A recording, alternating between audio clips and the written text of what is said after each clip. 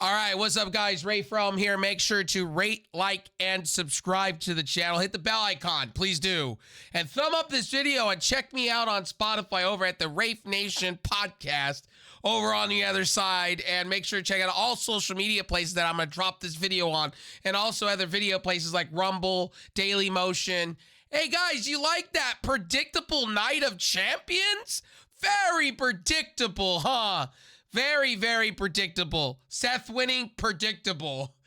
Like, the only thing that wasn't predictable was Bianca Belair losing the title. That was kind of a shocker to me.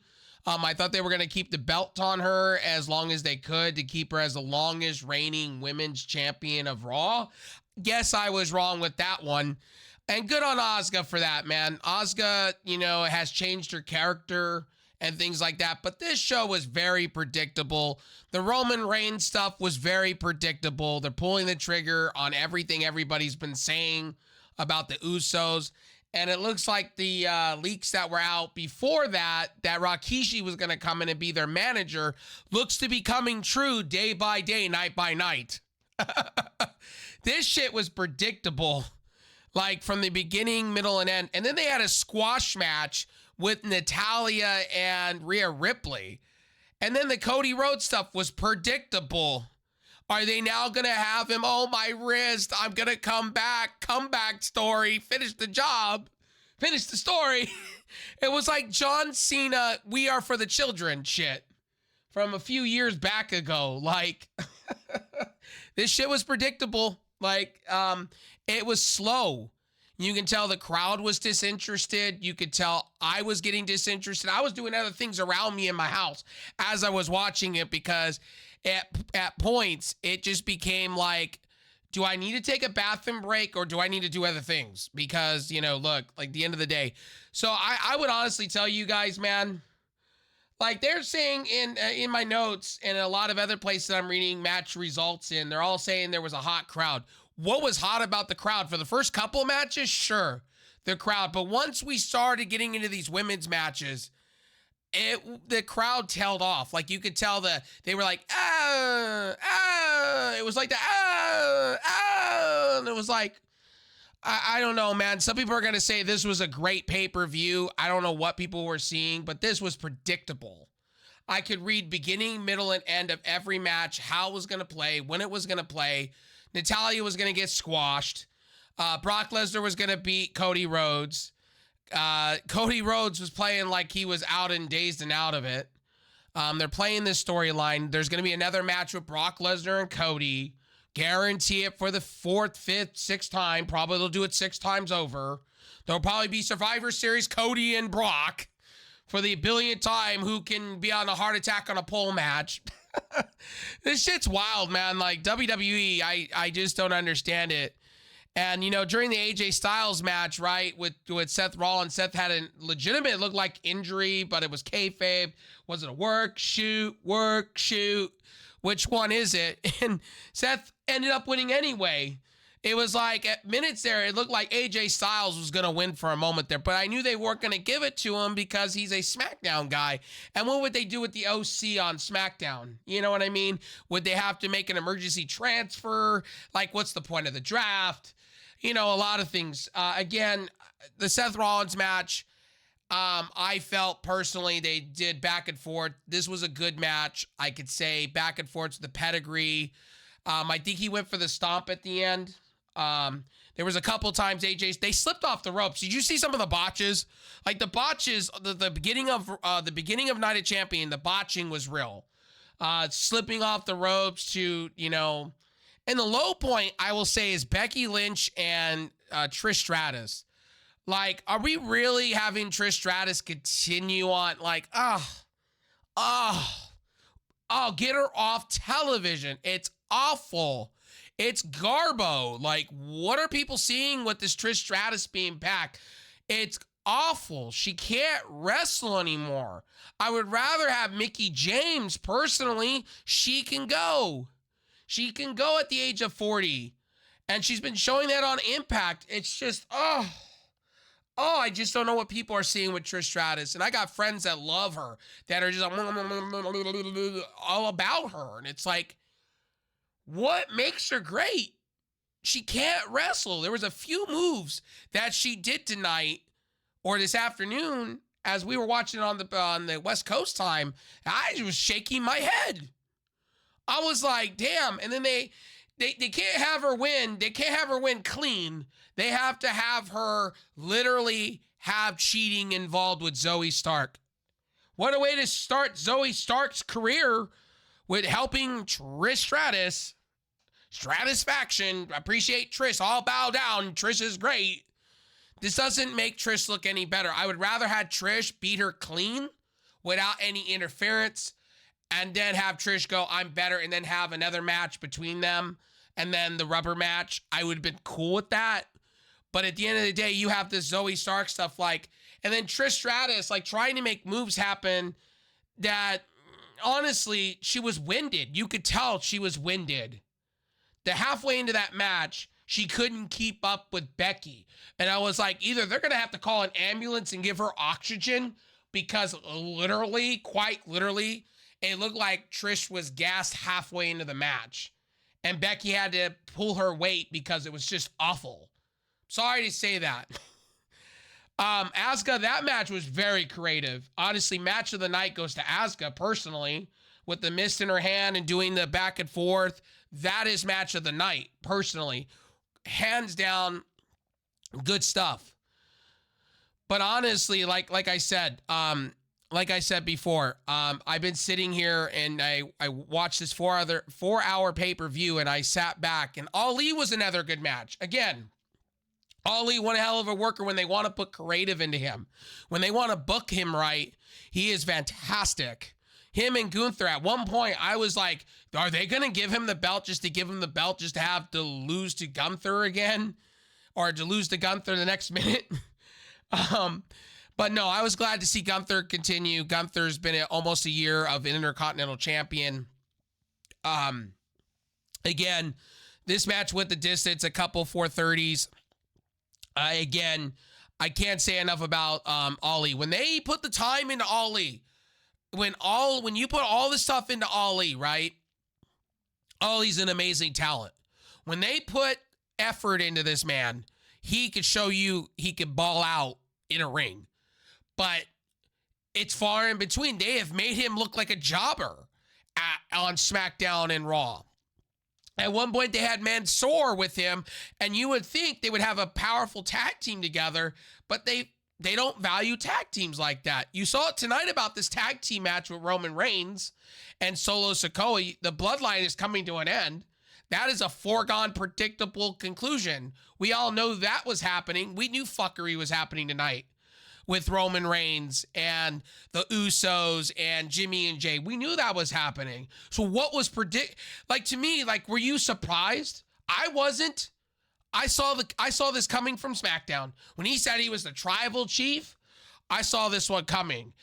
This was predictable Night of Champions. I could predict every single moment of every single thing that they were going to do the minutes they did it.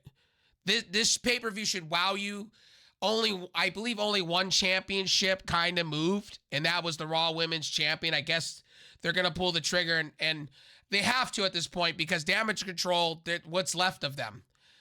Both of the Kota Kai is hurt. Again, Liv Morgan's hurt. Where were they going to go? And that's the thing. They had to go with Asuka. Now they can have Io Sky and Asuka go at each other like it's predictable. It's been in the dirt sheet. They did say Asuka and Io are going to go against each other eventually, probably SummerSlam. So they're setting this all up, right? And then we have the women's Money in the Bank. That's, again. And then we have, the men's Money in the Bank coming up, I believe in July or June.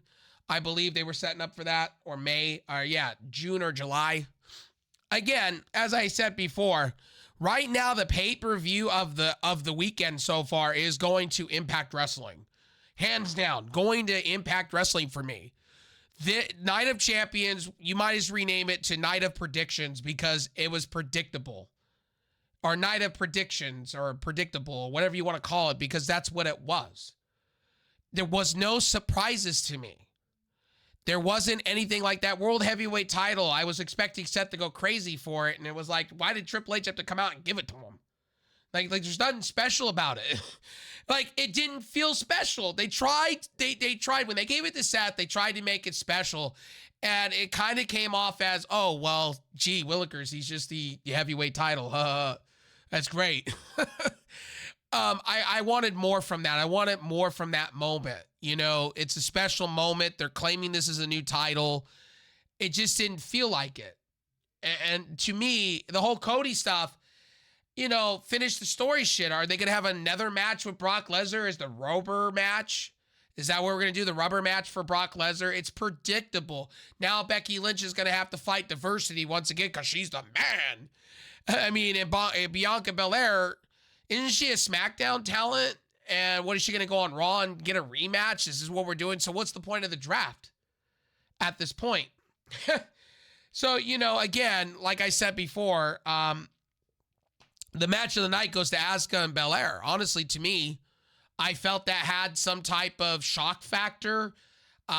Again, I could say the ending match, Roman Reigns and Sami Zayn and Kevin Owens could be one. I feel bad for Solo Sikoa because he had to take a pin. I feel sorry for him. He had to take a damn pin with 2 super kicks and a stunner and a luva kick and all. And it was like, I feel bad for the man. He gets screwed at the end, and I hope that he gets a big push when it's all said and done, when the Bloodline are done. But again, as I said before, those are your 2 matches of the night. Gunther and Ali would be a solid contender in that. Again, you know, Rhea Ripley, what was the point? Like, to me, what was the point? You know, again, like, you know, 450 Splash, he did 3 of them, what it looked like, or 2 of them, and 1 failed.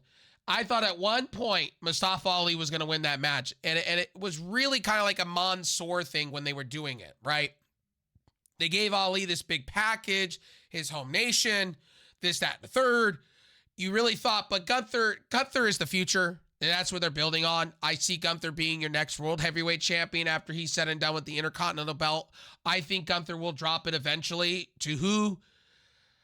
I don't really see who. I don't really see it. Maybe a returning Drew McIntyre, maybe. But Drew is in contract disputes right now over money and creative. I don't see it. Again, Gunther is good shit. I guess they feel the same way as they do Roman Reigns. I mean, Roman Reigns is 1,000. I really hope they do push Roman to either lose one of the... I really hope they take one of the titles from him and just keep the blue belt on him and just call it the Undisputed Championship at this point. And then when they're all said and done, just retire the belt and bring back the WWE Championship like they had once before. But, you know, WWE has done wild things. Again, Starks helped. You know, they made Starks look different. They're making her main roster look compared to what she looked in NXT. So she's looking a little bit more predominantly feminine. I would put it that way. A little bit more cuter looking. Again, I don't understand why we're doing this, but I kind of understand it. But at the same time, I could really, really care less. Again, Zoe Stark should be mid-card to high-end card if you want to go there. Again, like I said, she uses the 360 GTS, I guess what they're calling it, go to sleep. Sleep. That's what she did to Becky Lynch. And it looked like Becky Lynch got screwed up. It looked like Becky Lynch literally hit her face into the ring. So we'll find out. We'll find out what goes on going forward into the future of things. But yeah, that is my review tonight. Again, Asuka defeats Bianca Belair. My dogs are going crazy in the background. Brock Lesnar defeating Cody, predictable. Again, all this was predictable. I'm not going to read you everything because honestly, it was predictable. And I got to get to other things today. Thank you guys for watching. Stay tuned for a Double or Nothing. Impact so far takes the pay-per-view of the weekend so far on this Memorial Day weekend. So far, Impact. This WWE one, I'm going to give it a C-. C-. It was average at best. Yes, I'm happy to see a new champion. Yeah, I'm happy to see a new women's champion on Raw. Yes, I love Asuka, but not enough for me to go, wow, this is great. This is great. It was predictable. Outside the Bianca Belair thing, nothing really was what I already didn't know going into this. These pay-per-views were predictable literally on SmackDown what you were going to do, what WWE was going to do, and what Triple H was going to do. And I guarantee, I mean, some people are going to say it was great. I mean, to me, it's C- is like 50-50, and I say it's a 7.75. But again, you know, people are going to say, oh, you're just an AEW guy. No, it's just WWE. This shit's been predictable. This was predictable. If you watched it, you knew middle of AJ Styles match, you knew who was going to get it. You knew who was going to get it during the Natalya match. You think Natalya was going to win that match? You out of your mind if you thought so. Bianca Belair was surprising, but I'm not surprised because what were they going to do with the titles? Do what they did before with Charlotte Flair at the time and Becky Lynch, where they just shook hands and they traded belts? No. They needed to get the belt off of Bianca. Bianca's had it long enough. It's Asuka's time. You could have Io Sky go after it. You could have a lot of things, Bayley. You could have a lot of things happen. It's time for a new champion. And Bianca can go fight over on SmackDown and fight for titles that way. I believe she's a SmackDown talent, I believe. But it was very confusing. Raw and SmackDown titles were, you know, I was confused at the end of the day. Rhea Ripley is not losing her title anytime soon. I don't know what they're going to do with Bianca. Are they going to put her on Raw? And with the Street Profits, maybe do a trade. They were supposed to go heel, supposedly, here in the future things. Again, so let's read some of the news that's out on wrestling outside of WWE. Jordynne Grace becomes a free agent. As her contract expires, she came out and basically said she's going to take time away from wrestling to work on her fans' pages and things like that. She's making a lot of money. She said she's going to work on business stuff, and then she'll come back in the future. Nick Khan is open for a third hour on SmackDown and talking Amazon Prime stuff. You know, again, wherever WWE goes, they're going to make tons of money in the next TV rights deal or streaming rights deal. Really, there's nothing much more that I need to talk about. Asuka wins the Raw Women's title. I mean, again, Jimmy and Jay turn on Roman. I mean, there's really nothing more that needs to be said. I mean, Triple H celebrating with his guy. You know, I mean, it pays not to listen to the dirt sheets. I mean, like I said, Impact Under Siege was amazing this weekend so far. It's the best show of the week. Again, very predictable Night of Champions. Anyway, my name is Rafe. Thank you guys for watching. I'll have those news articles down below, and I'll see you guys on the next one. Peace.